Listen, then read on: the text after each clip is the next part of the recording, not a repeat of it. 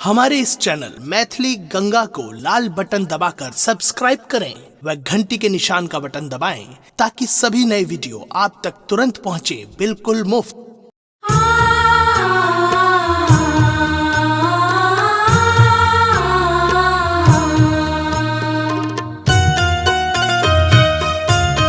अपने सुन रही थी गंगा कैसेट की प्रस्तुति। चंद्रवदने मृगलोचने भवानी के पूजब है। चंद्रवदने मृगलोचने भवानी के पूजब है। भवानी के पूजब भवानी भवानी के पूजब है। भवानी के पूजब भवानी के पूजब है। चंद्रवदने मृगलोचने भवानी के पूजब है। चंद्रवदने मृगलोचने भवानी के पूजब है।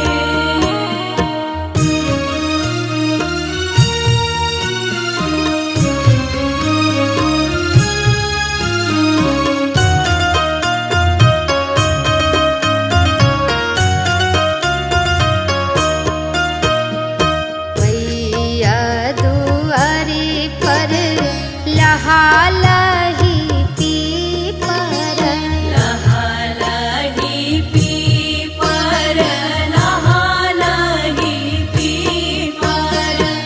मैया दुआरी पर लहालही पीपर लहालही पीपर लहालही पीपर। ताहि चढ़ी कोयलो कुहाकाए भवानी के पूजब है।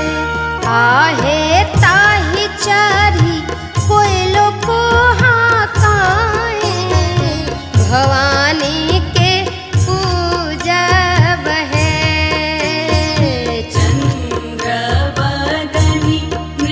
मृगलोचने भवानी के पूजब है।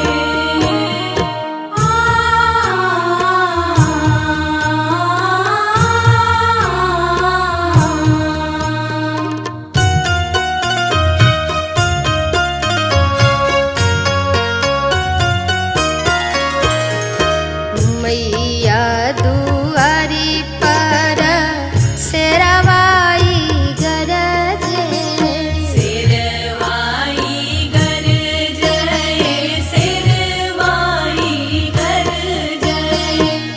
मैया दुआरी पर शेरवाई गरजे शेरवाई गरजे शेरवाई गरजे। ताहि सुनी जिया घबराए भवानी के पूजब है। आहे ताहि सुनी जिया घबराए भवानी के पूजब है। चंद्रवदने मृगलोचने भवानी के पूजब है।